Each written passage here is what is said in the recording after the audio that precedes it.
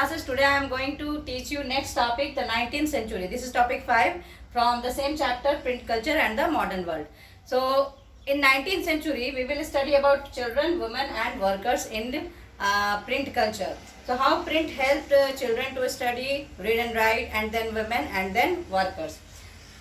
So primary education in late 19th century, primary education became compulsory in Europe. Europe में primary education को compulsory कर दिया गया. अब बात थी कि बच्चों के लिए बुक कैसे पब्लिश हो. बुक को पब्लिशर्स जो थे, जिनका प्रेस था, बुक को पब्लिश करना उनके लिए काफ़ी क्रिटिकल हो गया, क्योंकि उन्हें अभी समझ में नहीं आ रहा था कि सिर्फ बच्चों के लिए कौन सी बातें पब्लिश की जाएं, कौन सी चीज़ें हो, क्या सिलेबस हो. तो ये जॉब थोड़ा प्रेस के लिए क्रिटिकल हो गया. तो फ्रेंच गवर्नमेंट ने क्या किया, एक ऐसा प्रेस जो सिर्फ डिवोटेड हो चिल्ड्रन लिटरेचर को प्रिंट करने के लिए, बच्चों के लिए जो किताबें छापे उसको पब्लिश करे, ऐसे प्रेस को स्टार्ट किया गया 1857 में फ्रेंच गवर्नमेंट के द्वारा. तो वो क्या पब्लिश करने लगे, वो पब्लिश करने लगे न्यू वर्क्स, नए नए चीज़ें बच्चों को पढ़ने के लिए. और पुरानी चीज़ें में क्या हो गए, फोक टेल्स हो गए, फेरी टेल्स हो गए, ये सारी चीज़ें पब्लिश की जाने लगी. ग्रिम ब्रदर्स जो थे जर्मनी के, ये जो दो भाई थे, ये पूरी तरह डिवोटेड थे फेरी टेल्स और फोक टेल्स को कलेक्ट करने के. ये क्या करते थे, कई साल इन्होंने लगाए और ये फेरी टेल्स और फोक टेल्स को इन्होंने किसानों से, दूर दराज गाँव में जाते थे और किसानों से इकट्ठा करते थे फोक टेल्स को या परियों की कथाओं को.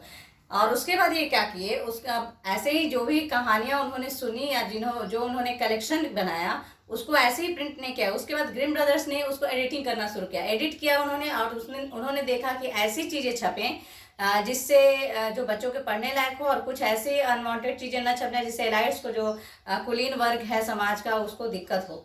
तो इसलिए उन्होंने एडिटिंग की, फोक टेल्स को, फेरी टेल्स को, और फिर से उसको कंपाइल किया और फिर उसको उन्होंने 1812 में एडिटिंग करने के बाद 1812 में पब्लिश करने के लिए दिया.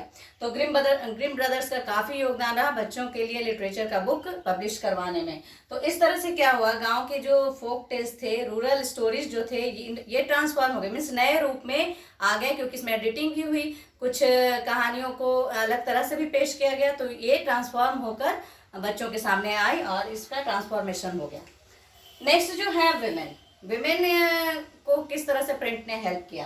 Women became readers as well as writers. Women जो थी, हम लोग पहले ही पढ़ लिए थे कि विमेन जो थी रीडर्स भी थी और राइटर्स भी थी.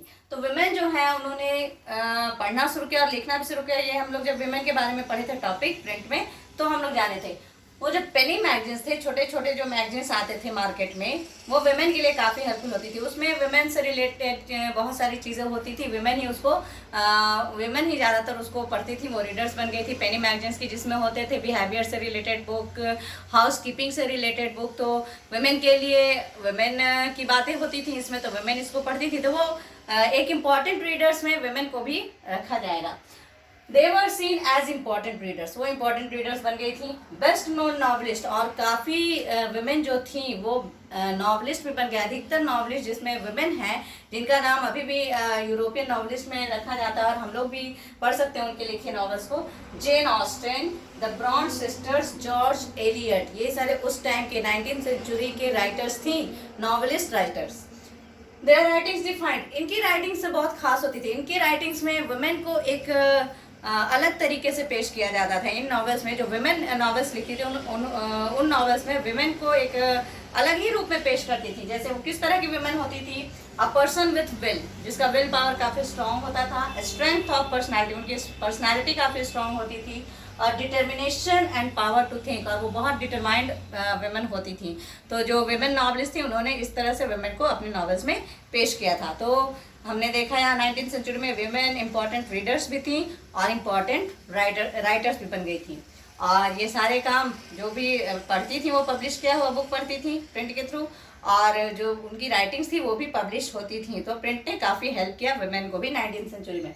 वर्कर्स, अब हम वर्कर्स की बात करेंगे. वर्कर्स भी 19th सेंचुरी में रीडर्स बन गए थे.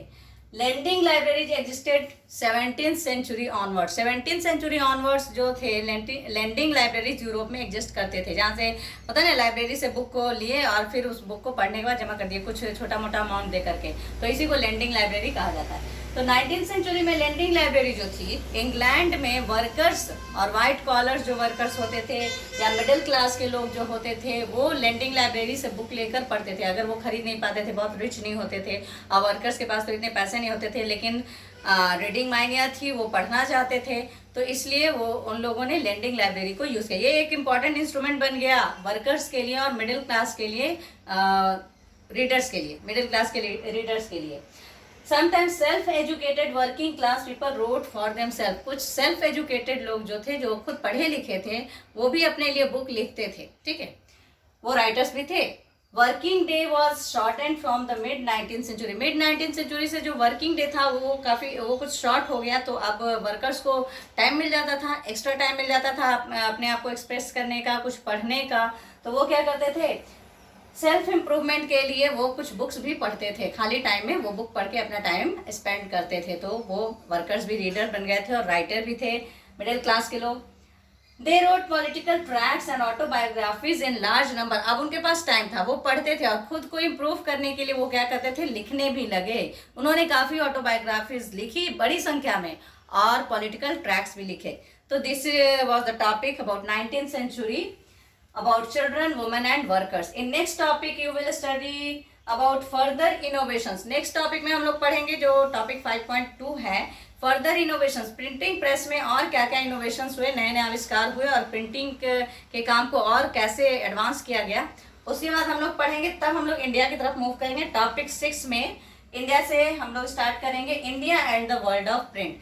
तो प्रिंट की दुनिया और इंडिया, इसको हम लोग रिलेट करके पढ़ेंगे टॉपिक 6 में। So this is the end of today's topic. Thank you.